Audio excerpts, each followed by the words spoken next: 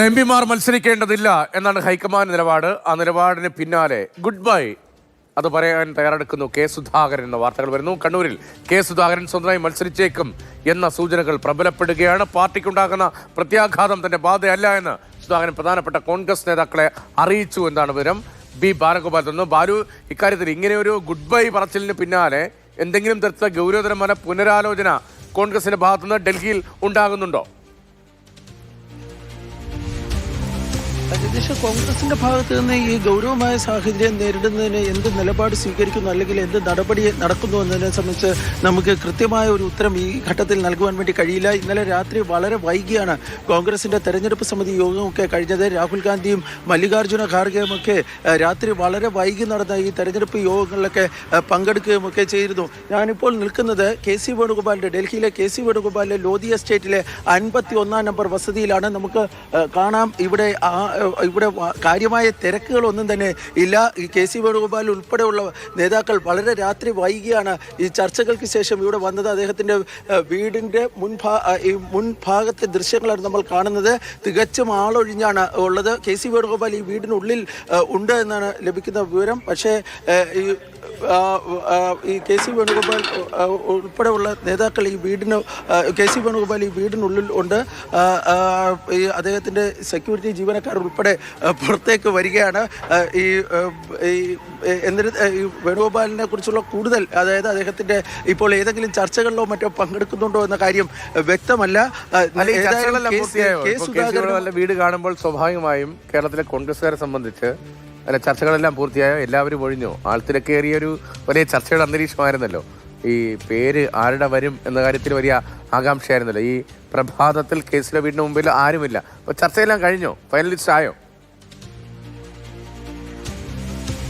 ഈ കഴിഞ്ഞ 2 ആഴ്ചത്തെ നിന്നും വിഭിന്നമായ ഒരു കാഴ്ചയാണ് നമുക്കിവിടെ കെ സി വേണുഗോപാലിൻ്റെ വീടിന് ഫ്രണ്ടിൽ ഇപ്പോൾ കാണാൻ വേണ്ടി കഴിയുന്നത്. മാധ്യമപ്രവർത്തകർ ഒഴികെ മറ്റാരും തന്നെ ഇവിടെയില്ല. കഴിഞ്ഞ ദിവസങ്ങളിലേക്ക് ഇന്നലെ വരെ സീറ്റ് ആഗ്രഹിച്ചിരുന്ന, സീറ്റിന് വേണ്ടി ആഗ്രഹം പ്രകടിപ്പിച്ചിരുന്ന പല നേതാക്കളും ഈ സമയമൊക്കെ ആകുമ്പോൾ ഇവിടെ ഉണ്ടായിരുന്നു. ഇന്ന് ഈ പാർലമെൻറ്റ് സമ്മേളനം ഇല്ല. കാരണം ഇന്നും നാളെയും പാർലമെൻറ്റ് അവധിയാണ്. അതുകൊണ്ട് കെ സി വേണുഗോപാൽ നിലവിൽ അദ്ദേഹത്തിന് പുറത്തേക്ക് പോകേണ്ട, അതായത് ഈ പാർലമെൻറ്റിൽ നിന്നും പോകേണ്ട ഒരു സാഹചര്യം ഇല്ല. സാധാരണഗതിയിൽ പാർലമെൻറ്റ് ഒക്കെ ഉണ്ടെങ്കിൽ കെ സി വേണുഗോപാൽ ഏതാണ്ട് 10:45 മണിയോടുകൂടി ഈ വീട്ടിൻ്റെ പുറത്തേക്ക് വരികയും പിന്നീട് പാർലമെൻറ്റിലേക്ക് പോകുകയുമൊക്കെയാണ് ചെയ്യുന്നത്. നമ്മൾ നേരത്തെ തന്നെ ആ വീടിൻ്റെ ഉൾഭാഗം കാണിക്കാൻ സമയത്ത് ഈ സെക്യൂരിറ്റിക്കാർ പോലും പറഞ്ഞത് കെ സി വേണുഗോപാലിനെ സംബന്ധിച്ച്, കെ സി വേണുഗോപാൽ ഉണ്ടോ എന്ന ചോദ്യത്തിന് പോലും അദ്ദേഹം മറുപടി നൽകുവാൻ വേണ്ടി തയ്യാറായില്ല. ഏതായാലും കോൺഗ്രസിൻ്റെ സ്ഥാനാർത്ഥി പട്ടിക ഇന്ന് രാവിലെ 10 മണിക്കുള്ളിൽ ഇറങ്ങുമെന്നും കോൺഗ്രസിൻ്റെ സ്ഥാനാർത്ഥികൾ രാവിലെ 10 മണിക്ക് മുമ്പ്, മുഴുവൻ സ്ഥാനാർത്ഥികളും രാവിലെ 10 മണിക്ക് മുമ്പ് പ്രചരണ രംഗത്തുണ്ടാകുമെന്നൊക്കെയായിരുന്നു കോൺഗ്രസ് നേതാക്കൾ പറഞ്ഞിരുന്നത്. പക്ഷേ കെ സുധാകരനിൽ തട്ടി ആ ചർച്ച ഇപ്പോൾ അനന്തമായി, ആ പട്ടിക പുറത്തിറങ്ങുന്നത് അനന്തമായി നീണ്ടുപോകുന്നു എന്നതാണ് യാഥാർത്ഥ്യം. കെ സുധാകരൻ ഏതാണ്ട് കൈവിട്ടു പോകുന്ന ഒരു സാഹചര്യമാണ് എന്ന് കോൺഗ്രസ് നേതാക്കൾക്ക് മനസ്സിലായി.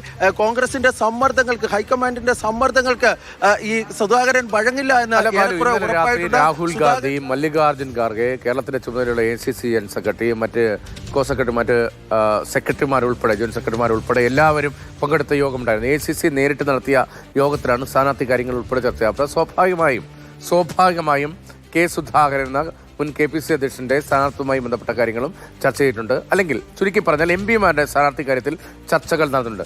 കാരണം മറ്റ് MPമാരുടെ കാര്യത്തിലുള്ള സ്ഥാനാർത്ഥി ചർച്ച പോലെയല്ലോ കെ സുധാകരന്റെ കാര്യത്തിൽ. അക്കാര്യത്തിൽ പ്രത്യേകമായി എന്തെങ്കിലും അദ്ദേഹവുമായി കമ്മ്യൂണിക്കേറ്റ് ചെയ്യേണ്ട. കഴിഞ്ഞ ദിവസം ഭാര്യ സംസാരിച്ചപ്പോൾ പറയുന്നുണ്ടായിരുന്നു, ഞാൻ അത്ര വലിപ്പം കുറഞ്ഞ ആളാണോ, എന്നോട് ആരും ഒന്നും പറഞ്ഞില്ല, എന്നിട്ട് പോലും സംസാരം ഉണ്ടായില്ലേ?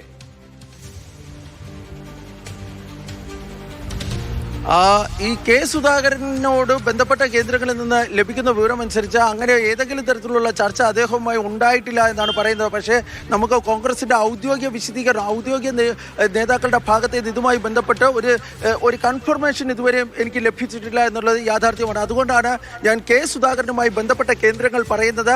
സുധാകരനുമായി കോൺഗ്രസിൻ്റെ പ്രധാനപ്പെട്ട നേതാക്കൾ ആരും തന്നെ സംസാരിച്ചിട്ടില്ല എന്നതാണ്. ഇതിൻ്റെ സാഹചര്യത്തിലാണ് ഇന്ന് രാവിലെ ഈ സുധാകരന് സീറ്റ് നിഷേധിക്കപ്പെടും എന്ന വാർത്തകൾ പുറത്തു വരുന്നു. ടിഒ മോഹൻ അവിടെ സ്ഥാനാർത്ഥിയാകുമെന്ന വാർത്തകൾ പുറത്തു വരുന്നു. തുടർന്നാണ് കെ സുധാകരൻ KC വേണുഗോപാലിനെയും രമേശ് ചെന്നിത്തലയും സണ്ണി ജോസഫിനെയും വിളിക്കുന്നതെന്നാണ് നമുക്ക് മനസ്സിലാകുന്നത്. ഈ ചർച്ചയിലാണ് KC വേണുഗോപാൽ ആദ്യമായി ഔദ്യോഗികമായി അതിനു മുമ്പ് മാധ്യമങ്ങളൊക്കെ റിപ്പോർട്ട് ചെയ്യപ്പെട്ടിട്ടുണ്ടായിരുന്നു. പക്ഷേ ആദ്യമായി KC വേണുഗോപാൽ കെ സുധാകരനോട് ഈ കണ്ണൂരിലെ സംബന്ധിച്ചുള്ള പാർട്ടിയുടെ തീരുമാനം അറിയിക്കുന്നത്, അത് ഔദ്യോഗികമായി അറിയിക്കാനുണ്ടായത്. തുടർന്നാണ് സുധാകരൻ തൻ്റെ തീരുമാനവും പറഞ്ഞത്. ആ സംഭാഷണം സുധാകരൻ അവസാനിപ്പിച്ചത് ഗുഡ് ബൈ എന്ന് പറഞ്ഞുകൊണ്ടാണ്. ആ ഗുഡ് ബൈക്ക് പല അർത്ഥങ്ങളാണുള്ളത്. ആ ഗുഡ് ബൈ എന്നത് കേരളത്തിൻ്റെ രാഷ്ട്രീയത്തിൽ, കോൺഗ്രസ് രാഷ്ട്രീയത്തെ സംബന്ധിച്ചിടത്തോളം അതിനിർണായകമാണ്. 2026 നിയമസഭാ തെരഞ്ഞെടുപ്പിൽ കോൺഗ്രസിൻ്റെ ഏറ്റവും വലിയ, അതായത് കോൺഗ്രസ് നേതാക്കൾ ഒരിക്കലും കേൾക്കാൻ ആഗ്രഹിക്കാത്ത ഒരു പദമായിരുന്നു KC വേണുഗോപാലിനോട് കെ സുധാകരൻ പറഞ്ഞത്.